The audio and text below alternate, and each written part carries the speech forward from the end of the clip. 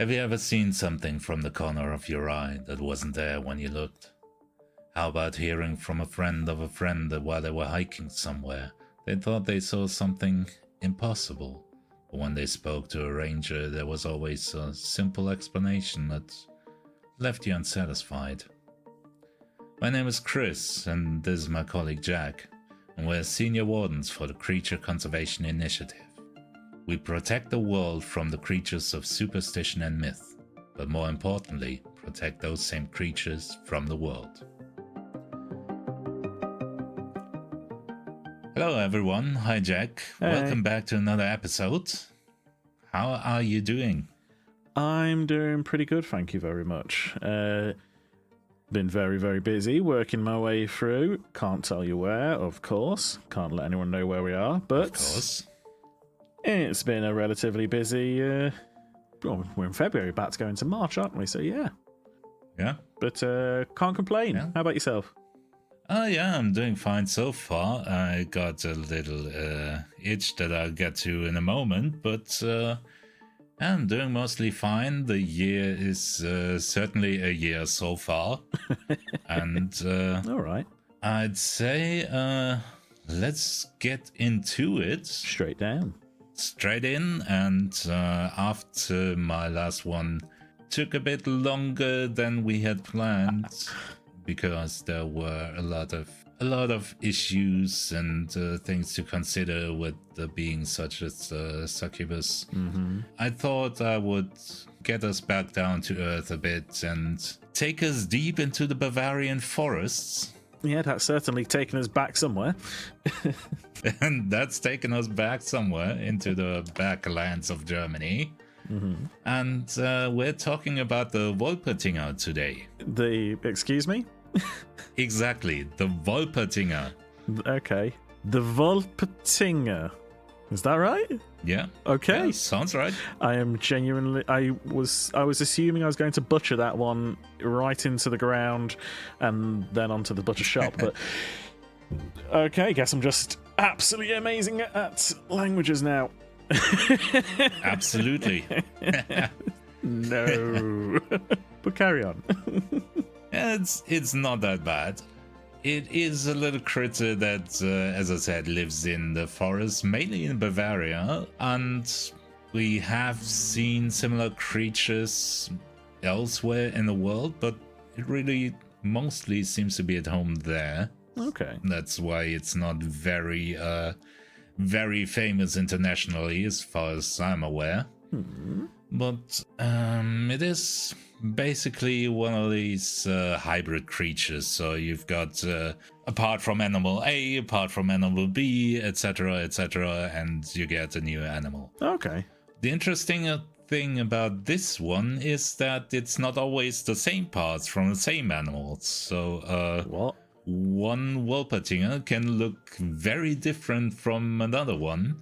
Okay. And I'm not sure how the biological what's it called specification works there. How do you define what is a Wolpertinger? But yes, that's for the science guys to figure out. I'm not going to question it. Wait. So are we dealing with something here that kind of like can transcend between classifications? You know, it can be a mammal and an amphibian, or another one could be like an amphibian and an avian. I mean, kind of. It definitely has often has parts of mammals and birds. Okay. I'm not quite sure what that makes the entire thing at the end. I'm sure there's some very logical reason why it is still a mammal or still a bird or whatever comes out of it. Okay, I'm starting to kind of get the idea of why they've never sent me off to go handle one of these, because this is fascinating and I'd probably just spend my time staring at it. Or am I about to find out that if you go anywhere near it, it rips your throat out or something? No, nothing like that. You should be mostly fine if you don't scare it too much. I mean, that's kind of what you said about the squonk, but it turns out the squonk is also a psychological killer. Yeah, that's, the Wolpertinger is not a killer. It's just it can The only thing it can kill is your social life, but we'll get to that. I am so curious. Rightly so. Carry on. I won't interrupt you anymore. It's fine. And so, as I said, it's there are different variants of it, and it can mostly be made up of more or less any creatures or any animals that you find in the forest, typically, or around the forest edges. Okay. But the most common form is really a rabbit with antlers and often wings of like that of a duck. So that's the most common form that we usually see. Okay. The rest of the top three are a squirrel. That's a horrible word for a German. A squirrel with a duck beak. And the only one that can be kind of dangerous sometimes, but even that is usually quite docile, is a mixture between a wolf and a deer. It's a bit rarer, but it's been sighted here and there. According to legend, we first heard about it around 19th, 18th century, depending on who you ask and what name you consider to be the same creature. All right. Yeah. Around that time it started, and according to legend, it was created when a rabbit and a deer fell in love. Oh. And then they then they spawned offspring, to say it in a not too disturbing way. I mean, I'm quite stunned by this one, if I'm perfectly honest. We've spoken about some interesting, let's say, breeding rituals. Yeah. But this one is just, I'm not quite seeing the logistics. Is where I'm getting caught up here. Yeah, it's a problem, isn't it? Especially depending on which one is the male in that pairing. Yeah. And it is a very, very disturbing thought, and I don't want to mark this episode as explicit again, so I don't want to go into too much detail, yeah? No. So I'm just gonna hope that everything works out fine, and maybe the deer is always the female, and we don't have to worry about any... We're going to leave that part to your imagination, listeners. Enjoy. Yes, imagine it. Imagine it in all the detail. That's going to get us turned explicit. Yeah, as you say, there are obvious biological, logistical issues with that, so we're not sure if that is really the origin. But we don't have any other origins of it, and it seems to kind of spontaneously appear sometimes, so maybe that is what happens sometimes. I don't know how that would work, but I'm happy for it to be spontaneous. Yeah, maybe just is created from thin air. It's better for everyone involved. Especially the rabbit. According to the myth around it, and according to what we see as well, is once you have one Wolpertinger running around, then suddenly you get more of them, and from other animal forms as well. So it is said that basically once the other animals see this creation, that they suddenly see that love knows no borders, and they make things. Okay, yeah, we can leave that one there. They make things. They make things. And also the Wolpertingers and the different variants can mate with each other as well, so it's a hodgepodge of animal parts in there. You get one, you get loads. Yeah, not loads, but more than is usual. So usually you have long stretches of time where there's none, or at least people don't see any, and then suddenly sightings kind of spike a bit. Yeah. One thing that I always find is interesting is the naming of these creatures. So I wanted to talk about where that comes from. Okay. And we have two possible explanations. The one seems a bit thin to me, which is basically saying that you might have heard of Walpurgis Night, you know, the thing where all the witches run around naked and do things. I'm not sure what goes on there, but I mean, I've not heard of that, but I get the feeling I kind of want to have. yeah, maybe you should. It's kind of old witch thing. I don't know how well known it is outside of Germany, but it's basically a night of festivities for witches where they have fun. Honestly, I don't know enough about it to educate you on it here, but the theory is that this Walpurgis Night somehow was turned into Walper as a short form, and from that we somehow got Wolpertinger as a kind of, in a sense that it is a magical creature and that witches are somehow responsible for it, probably. I find that a bit...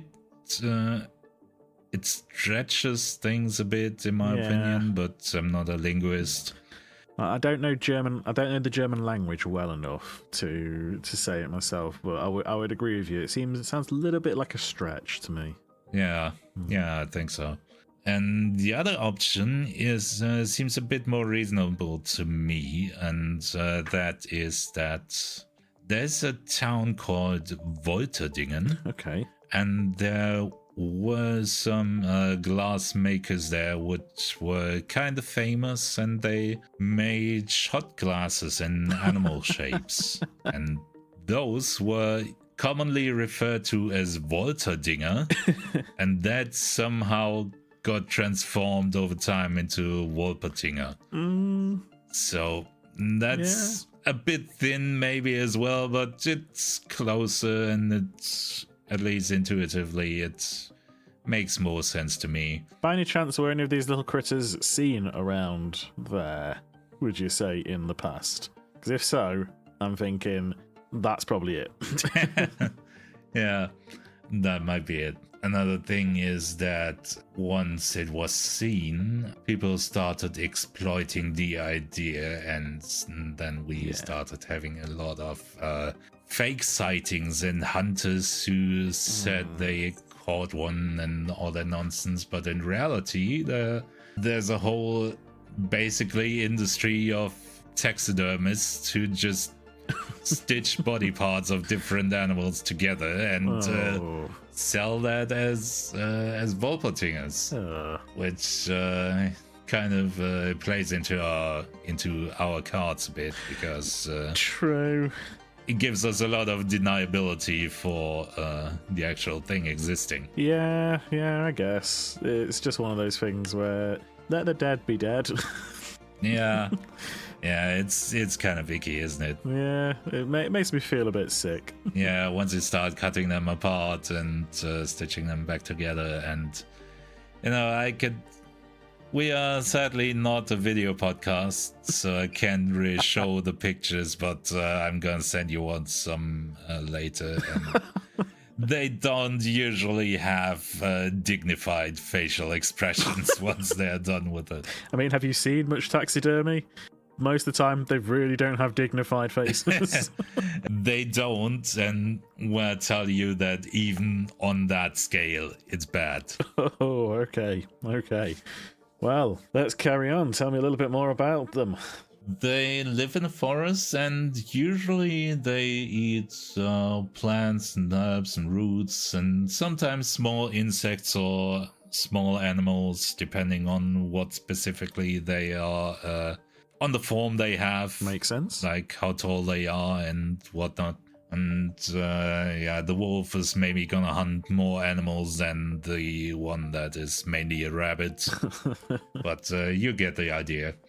Usually there's no reason for us to intervene in any way, because it's just one more critter in the woods and it doesn't hurt anyone. Okay.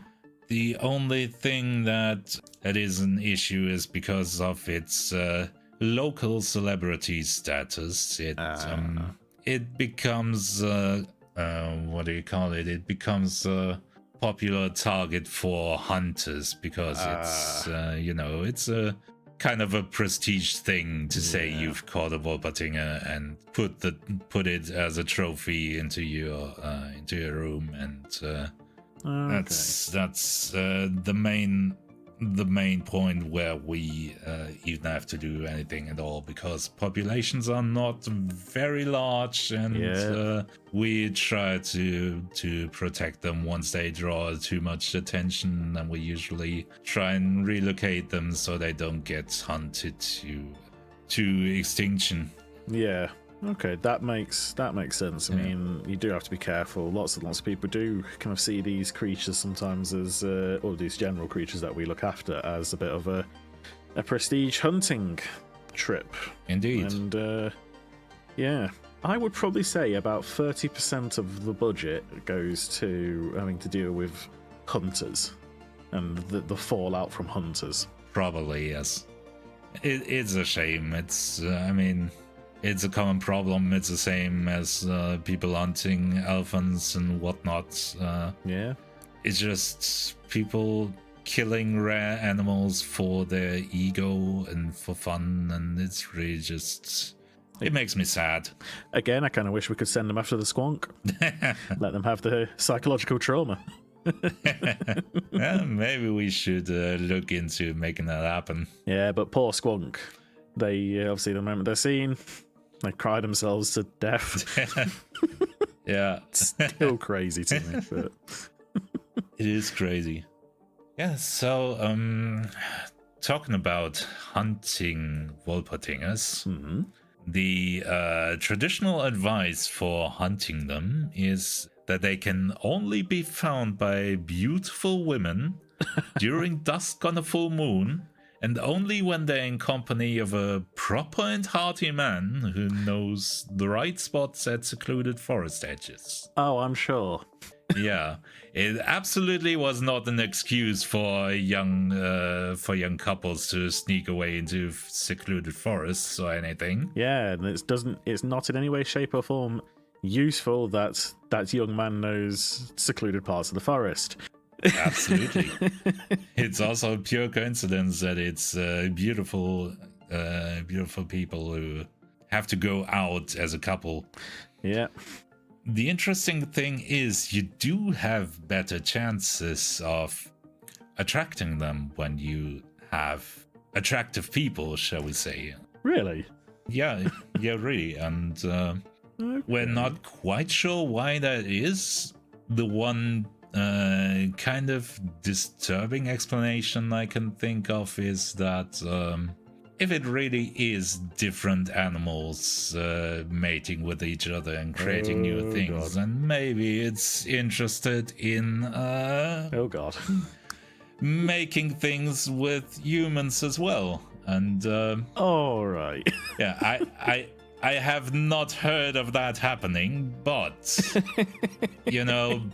Bavaria is a strange land, and I would not be surprised if there are weird families of rabbit people somewhere in the forests. Okay, I feel I quickly need to say this. Sorry to any Bavarian individuals who might be listening. They know what they did.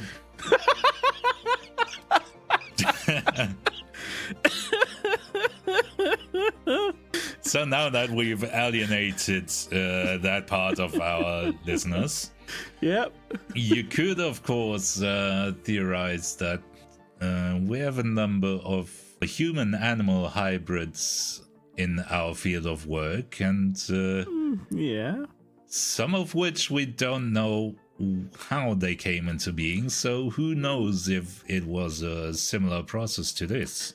Potentially, maybe this is the starting point, the beginning of the project. Yeah. Could be. I'll hand that one off to the science guys. Yeah, probably better. I kind of want to get away from the mating of things anyway, because every time we get to this topic, it gets very disturbing.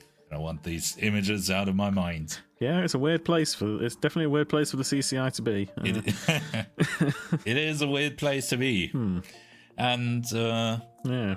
the traditional hunting method also says beyond who is gonna hunt the animal, it also says that you need a candle, a bag, a stick, and a shovel, and basically you do the Looney Tunes thing where you put a stick to hold the bag open, and then you put the candle in front of it, and the candle somehow attracts the creature, and then you just shove him into the bag with the shovel and put the stick away to shut the bag.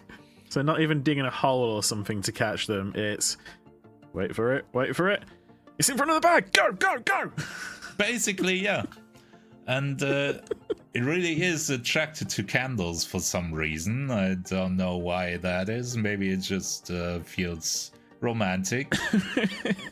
Yeah, the rest of it, of course you don't need a stick and a bag. You can just use a normal trap or something.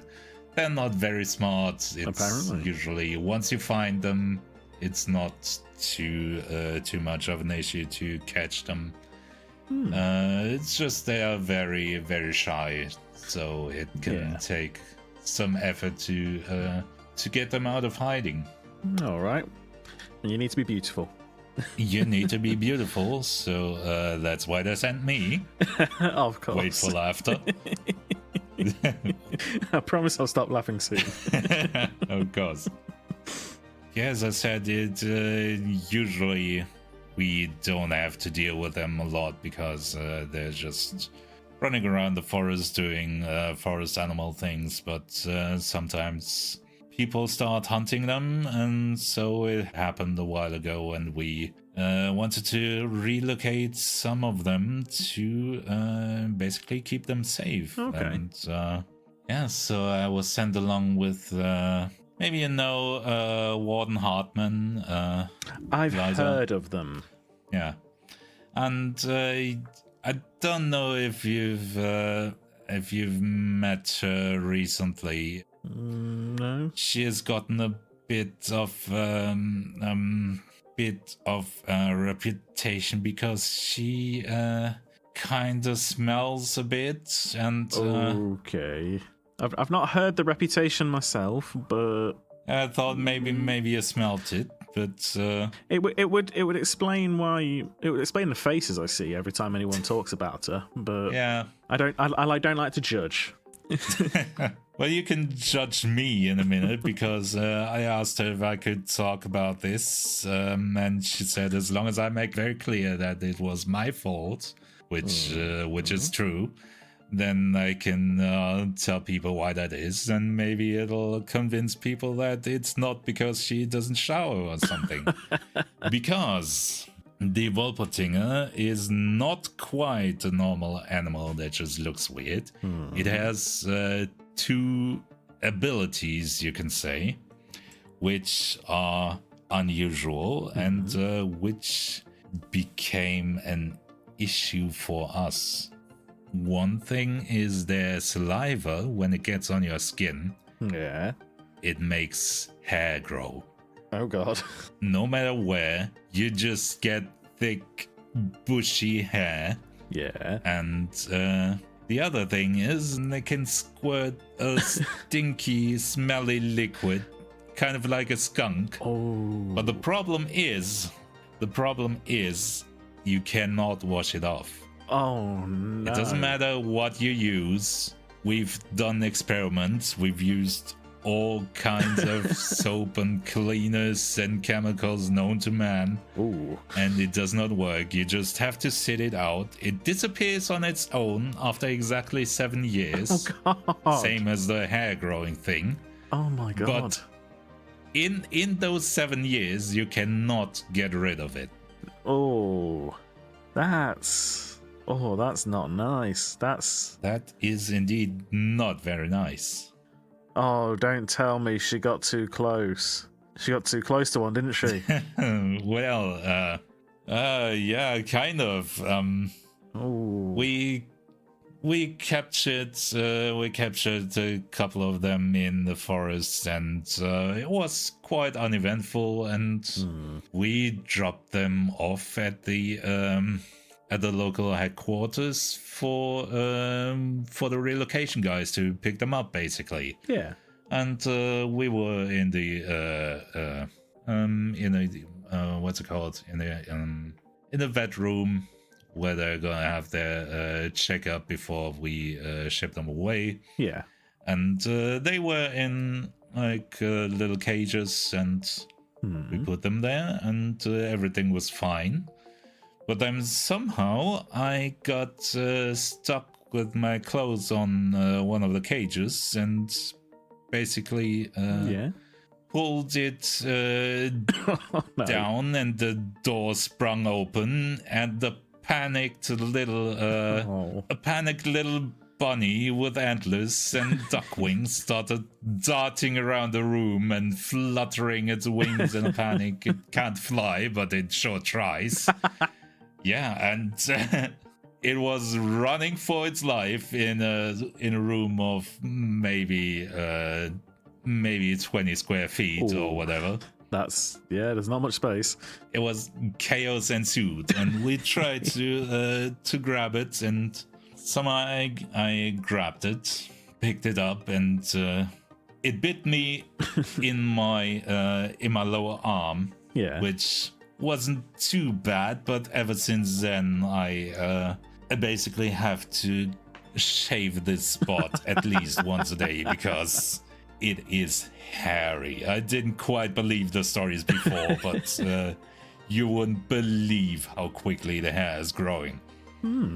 Anyway, it bit me, and I kind of held it away from me to, make it stop biting me, and I saw it try to aim its butt at me, and I thought, hell no, I'm not taking the stink juice, and I kind of aimed it over my shoulder, if you can imagine that situation.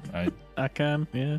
It was the only thing I could think of to avoid the imminent spray.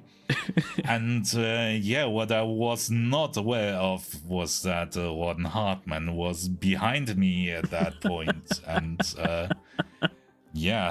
she was unfortunate enough that it did not only get her clothes, but she actually got it on her skin, and ever since then she has a certain aroma that she carries with her, and I want to publicly apologize at this point again, and yes, it is my fault. I should have aimed more carefully, but also it's kind of hilarious for everyone else. I mean, you've got a beard arm, she smells. Yeah, exactly. It's going to be there for 7 years. Yeah. We'll see how this goes. Well, it did not go well for me on that day, I'm going to tell you that. Oh, so that's why you recently left the infirmary. Exactly. As I said, the bite itself wasn't bad. I was talking about what Hartman did to you. Yeah, that was certainly worse than the bites. Yeah, I think it was in room 302, and you may have noticed that people have been avoiding that room for a while, if they can, because the entire room is still smelling like I don't even know how to describe it. Oh, it's just bad. It smells like death and decay and eggs. I did wonder why that one seems to be permanently open for use. Yeah, but I'm guessing facilities can't really find a way around this. But yeah, if you want to have lunch in peace, feel free to go there. I'm sure nobody's going to disturb you. I'll just take my gas mask. Yeah. All right then. That's my story. I have now done my duty and apologized publicly, and I think that's about all I can tell you about the Wolpertinger. Yes, but it's not all we can tell you about following and subscribing and rating this podcast. If you are enjoying yourself, if you are loving what we're putting out there, if you're finding it informative, even if you want to just tell us that we're doing a bad job, Feel free to find a way of doing that, either by rating, commenting, answering questions, or whatever, just letting us know you enjoy what we are putting out there. And where else could they go? I don't know. They could maybe join us on the Discord to talk about things and talk about episodes. That's a wonderful idea. Yes, and conveniently, there should be a link in the description of this very podcast and episodes. Yeah. So you can join us there and suggest creatures for us to talk about, or talk about things we have already talked about, and just join our little community. And yeah, we'd be happy to see you there.